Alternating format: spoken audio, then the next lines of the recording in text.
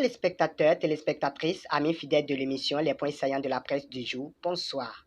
Le leader du jour de ce lundi 20 mars 2023 nous apprend qu'une cohorte de 80 jeunes soudeurs et électriciens a été formée dans le cadre de la construction du pipeline Export Niger-Bénin et que la célébration de la Journée internationale des droits de la femme de l'ONG DEBEN a été ponctuée par des distinctions honorifiques. Partant de cette journée mémorable, le même quotidien de Olivier Ouenou expose le parcours de l'écrivaine Carmen Fifamé Toudonou de la littérature africaine. Le quotidien Le Potentiel affiche évasion d'un détenu burkinabé à la prison civile de Cotonou. L'impunité règne, les flics coupables se protègent. Le même Potentiel quitte les locaux de cette prison civile et atterrit à la direction administrative de la compagnie béninoise des textiles de l'Okossa pour nous parler de l'inamovibilité du directeur Joachim Sewa, appelé à faire valoir ses droits à la retraite depuis octobre 2021. Quant au quotidien Le Matinal, les raisons du départ de Prudencio de l'Institut national de la femme sont désormais mises sur table, puisqu'à travers les précisions de Wilfried Umbidji, mentionnées par le Grand Matin, Claudine Prudencio n'a pas été limogée, comme le pensent certains.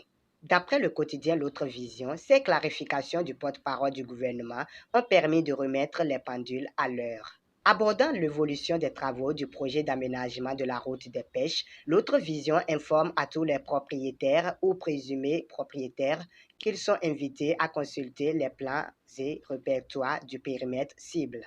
Concernant le retard de la construction du boulodrome en vue du 50e championnat de pétanque à Cotonou, le pays émergent évoque l'optimisme du président de la Confédération africaine des sports boules, Lé Idrissou Ibrahima.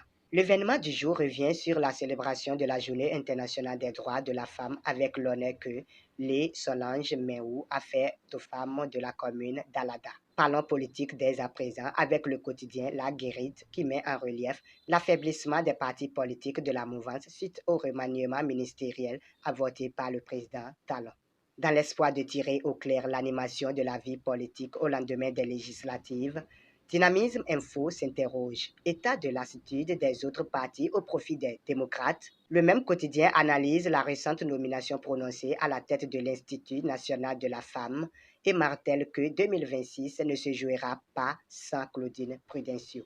Collé à ce champ présidentiel 2026, la boussole essaie de décanter l'atmosphère de la succession de Patrice Talon en mettant un accent particulier sur l'hypothèse d'un troisième mandat qui impliquerait la réaction du chef de l'État. Amis téléspectateurs de Natistan TV, fin des points saillants de la presse du jour de ce lundi. Agréable semaine de travail à tous et à chacun.